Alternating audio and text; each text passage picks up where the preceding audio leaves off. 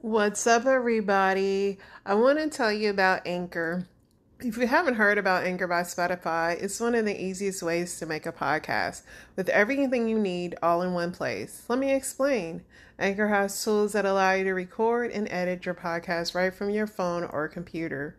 When hosting Anchor on Anchor, you can distribute your podcast on listening platforms like Spotify, Apple Podcasts, and more. It's everything you need to make a podcast in one place. And best of all, Anchor is totally free. So download Anchor, the app, or go to anchor.fm to get started. And, I'm a veteran, so let's hear some more military cadences.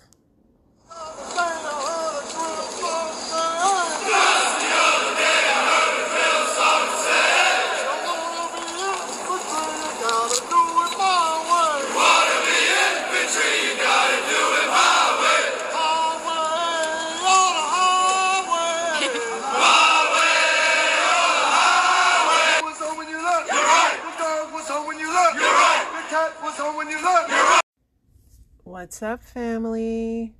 Today I want to talk about colorism, and unfortunately it's still a thing. It's like the whole colorism is obviously like when you are normally happens in the minority races. I know that even white people deal with it being really pale, possibly, but it's just a thing. Like, the darker your skin and the minority race is a bad thing, and I don't know how it is in the Caucasian race because I'm not a Caucasian, but I do know that we still really judge people on their looks and this color of their skin. And, my mom is a dark-skinned woman, and she faced a lot of people telling her that she was dark and not pretty. And I've obviously everybody feels like their mom's beautiful, but it is just still a very big issue. So I want to share some stories, and then we will discuss what we think about those. Black man. Another young black man. Another. Go watch that video. All of what she's saying. Yeah. So I'm a teacher, and last year I had to have a whole 2-hour conversation with some of my male students about saying hateful comments towards black women. And the irony about all of this is all of them were black men.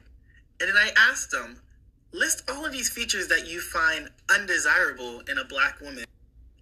And then they all began to describe all of their own features. This is deeper than people think it is. What we're seeing is literally black men projecting their own insecurities onto black women. They know they can get away with it because society loves to shit on black women. This is deeper than people think it is. Black men, get therapy. Seriously, we all need it. Very true. People do like to project the things they don't like about themselves onto others. So let's keep going. I'm going to assume you asked this question from a place of trying to get an understanding. Yes, both dark-skinned men and dark-skinned women experience colorism. However, in my opinion, dark-skinned women have it worse, and I'm going to explain why.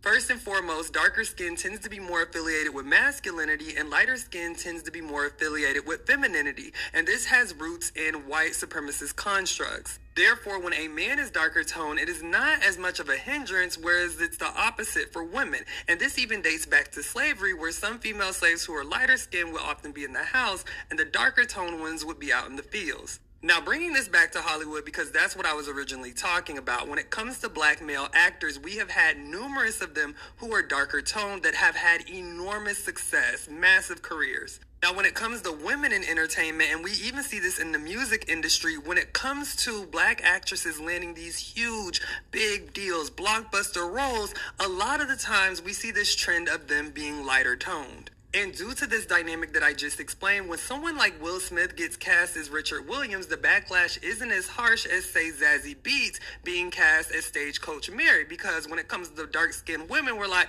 hold up, they're really getting the short end of the stick. And before y'all even hop in my comment section trying to be obtuse, talking about, well, what about this black actress? She's successful. Let's look at this Oprah Next Chapter interview in which they spoke on colorism in the industry. So is that still a major part of the way people think in this town? Yes. Absolutely.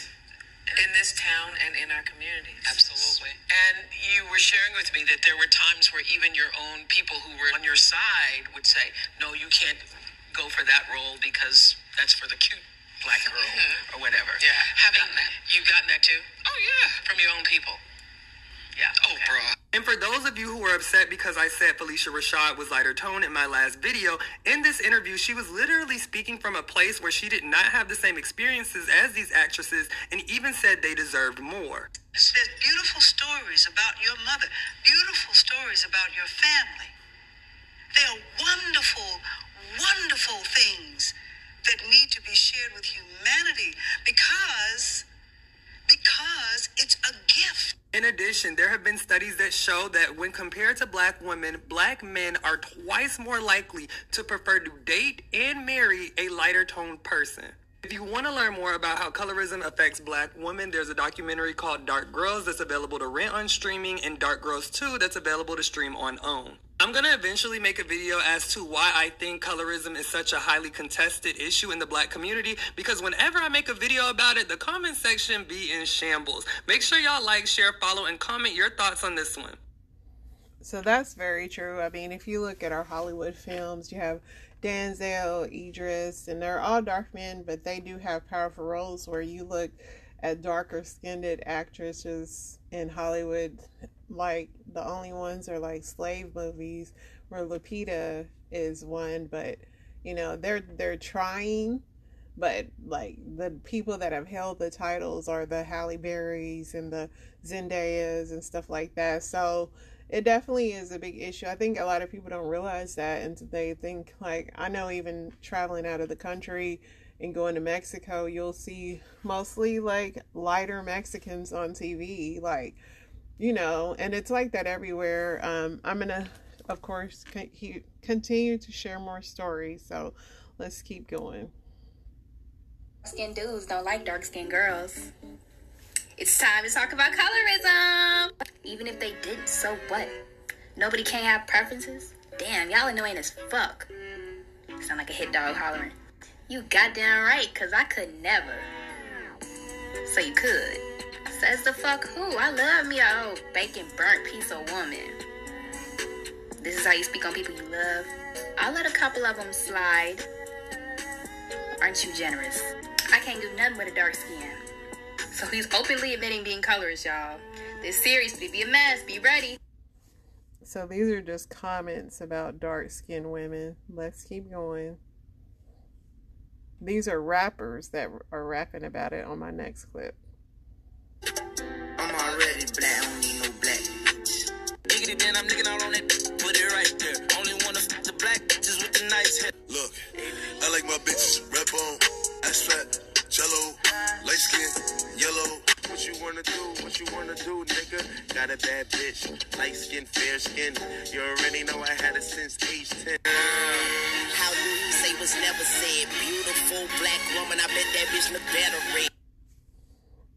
So not only is it in the movies, it's in the songs where the preference is a black woman, which is fine for your preference, but the problem with it becoming an issue is that then you say all, like, that's like me saying all tall dudes are ugly or whatever. It's fine if my preference is a short man, but that doesn't mean I have to crap on everybody else that doesn't look that way, and that's the issue I have with colorism. But let's keep going. Tell me somebody's colorist without saying they're colorist. I'll go first. Okay, so this story, excuse me, has a lot of parts, so kind of try to keep up with it. So I was adopted from Dominican Republic, raised in a white family, and this story is not going to go the way you think if you think I'm going to talk about my white family, because not this time. This is about the biological family. So my husband is black, and it's no secret to anybody. So I find my family in 2019, right? My biological family. How fucking exciting. Anyways, fast forward, I'm visiting them one time. And my brother, one of my brothers anyways, where I'm one of 9, one of my brothers brings his girlfriend to meet the family. I'm not a fan of her just because I hate when people come to meet the family and then they go and they like hide somewhere or like they're not conversing. Now, another note, my Spanish is really not that good. It's mediocre, más o menos. And my husband is African American, so his Spanish is más o menos también. So, my sisters are the ones that live in Dominican Republic, because I have another sister who was adopted as well to another family. That's a whole nother series, and y'all gonna have to catch it on that one. But anyways, so one of my sister who is crazy light skin, right? We call her Rubia. She is crazy light skin, and she's like, oh, I don't like his girlfriend. And I'm like, why not? Mind you, she speaks no English, and my Spanish is más o menos. So she's like, because she's black. But what did you just say? But she loves my husband, right? Obsessed with my husband, loves my husband, and not in like a weird way, but she just thinks Aaron is super dope, right?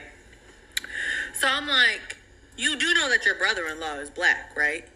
You do know that your brother-in-law is black, right? You do know that your brother-in-law is black, right? So anyways, so she's like, yeah, I don't like her because she's black. So then my other sister, who's probably a little bit darker than I am, and she gets, like we all do, crazy tan, right? And she has like the most beautiful freaking skin. Like she gets like this reddish, golden, brownish, olive. I don't know, y'all, but it's gorgeous. And I'm like, I love your skin. Like, and she's like, ew, no, I'm so dark. Colorism is very real. Colorism is very real in the Latin community. I did not know how bad it was until I found my family and went to Dominican Republic. The dark-skinned Dominicans are treated like shit, and light-skinned Dominicans are treated much better. How do I explain something to my sisters that it doesn't register? I don't know. I definitely agree on that. And I know my husband, he's Hispanic, and he is a darker Hispanic, and he was teased a lot about his color. He actually didn't like his color for most of his life. Obviously, he grew to love himself eventually, but when you are constantly looked at as like, it's bad to be dark, you know, and people don't even realize it. People don't even realize it. Yeah, let's keep going. Someone is colorist without saying someone is colorist. Okay. It's my turn. So if you don't know, I'm 100% Jamaican, and I'm Afro-Jamaican. Like, I'm not mixed with anything. I'm 100% black. Blackly black, fluorescent black. I'm black, okay? Everybody in my family is around my skin tone, or a little bit darker, a little bit lighter, whatever. But I have this one aunt who came out, like, really light-skinned, but she would still bleach her skin, and I don't know why she would bleach her skin. And also, too, in Jamaica, bleaching your skin is a thing. Like, everybody bleaches their skin. And this aunt convinced a lot of people in my family to bleach their skin, like my mom, my cousins, whatever. So from the ages of 12 to 14, I had really bad skin. I had cystic acne, and I had, like, horrible skin. I had spots all over my face, and I was desperate to try anything to get rid of my acne. I was so desperate to get rid of my acne back then. Like, if you were to tell me to rub cat piss on my face to help me get rid of my acne, I probably would have done it. So one day my aunt came to me and she was like, you should try this product, which was bleaching cream. I was just like, why am I going to try this? And she was like, oh, try it because it's going to help get rid of your black spots and your acne. I promise you. As I said, I was desperate. I was like, okay, it's going to help me get rid of my black spots on my face and I'm going to look better. Then why not? So for the next couple of weeks, I started rubbing this product on my face and my skin got really light. And honestly, I look ridiculous because my face was really light skin and the rest of my body was dark skin. People were coming up to me asking me what's wrong with me. I look horrible. Am I sick? Okay, it was really bad. So this is what I looked like. It was really bad. And this is what I looked like before I started bleaching. So I told my parents, I'm like, I'm going to stop bleaching because I don't like it. But around this time, my aunt ended up seeing me, and my aunt was like, oh my God, you look amazing. She was like, you look so good. Your skin looks so light skin, and you look so good. She was just praising me. She was the only person praising me. It was so weird. She was telling me to put it on my neck and continue to use it. I'm like, girl, what? No, I look ridiculous. Let's go to the next one. Tell me somebody's colorist without saying they're colorist. So when I was like 6 or 7, I was in first grade at the time. I was a part of like a Bollywood dance group, and I went over to one of the girls' houses because they were having practice there, and her whole family, like, basically wouldn't acknowledge me, and they would only serve me food on a metal tray, and they wouldn't let their kids touch that metal tray, and it's all because of, obviously, the caste system, and I was much darker than their children. So then, obviously, when my white mom came to come get me, they were shook because they treated me so badly, and it went down. When I tell you all it went down, it went down. We never went back there again. No more dance group for me. Over. And as a 7-year-old, I didn't understand what was going on, but now as an adult, I do, and it's trickery.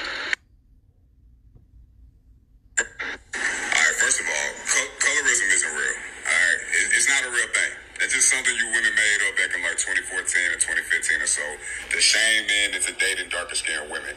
But let's just be honest, bro. Dark-skinned women are fine and all, but listen, have y'all ever dealt with yourself before? Dark-skinned women are not the easiest to deal with. All right, they're loud as fuck, they're combative, they're very argumentative, they just give you a lot of this. You feel what I'm saying? While light-skinned women, they know how to be more subtle and civil and chill. They're more easygoing. You can bring them around your moms. You can actually bring them around your mama because, you know, they know how to be women. So I feel like you dark-skinned women need to take notes from these light-skinned women because they're winning by a long shot, miles ahead of y'all. And let's just be honest. This man's so lost in the sauce of colorism, he's trying to argue against it while proving it exists. Bruh, consciousness is structured by European standards of beauty, and that's why he got all these old characteristics of being subtle and being aggressive that he putting on light skin, dark skin. Did he really say that colorism was invented in 2013 or 2014 to guilt men to dating dark skinned women? Did he really say that? And just for context, I'm going to define the word that he said doesn't exist, right? Colorism is defined as prejudice or discrimination against individuals with dark skin tone, typically among people of the same ethnic or racial group. Notice that it's individuals with dark skin tone. So when he characterizes dark-skinned women as being loud, angry, and aggressive with attitudes, that's textbook colorism. Textbook. And not only does colorism exist, the complexities of it can get real ugly too. For instance, do y'all understand how colorism impacts the Latino community? It's a cross-cultural phenomenon. Do you know how colorism impacts not only South Asia, but Asia in general? That man talked about colorism in the context of relationships, but we also know that colorism and punishment amongst Hispanics in the justice system is very much a thing as well. And with it being cross-cultural, in the African-American community, the darker your skin is, the more likely you are to end up in American jail. And that's based up on statistics and research, facts over feelings. According to the study, it isn't just being black that makes a person more likely to be sentenced in jail in the U.S., it's how black they are. A person's lifetime chance of having been arrested, they study found is directly proportional to the darkness of their skin. And peep game, though the colorism definition is very simplistic when it comes to being about dark-skinned people, we recognize that dark-skinned men a lot of times be lost in the sauce of colorism because of how we benefit from it in many different instances. Dark-skinned women due to colorism is seen as being more hard, more masculine, less feminine, having attitudes and all that, right? Those same characteristics sometimes benefit black men, especially when it comes to a dark-skinned man in relationships. Trust me, y'all know. Dark-skinned men been sensationalizing red bones and yellow bones and light skin since then at the beginning of hip-hop. So is it willful ignorance when you say that colorism doesn't exist and it was something made up in like 2014? Education is elevation. I want to know. So there you have it. What do you guys think? I definitely know my sister's light-skinned and she is loud and aggressive. But no, I really wish we could all just change colors every year so people could really experience life as that person. I really do, because it's like we get so caught up in all these things that it goes to our heads. It really does. Our infatuation and fixation on how our outer appearance look is just really ridiculous. So let me know what you guys think. Do you think colorism is a myth? Do you think it exists? How can we eradicate it? I don't know. I think that changing colors every year would work. All right. F is for Family is out.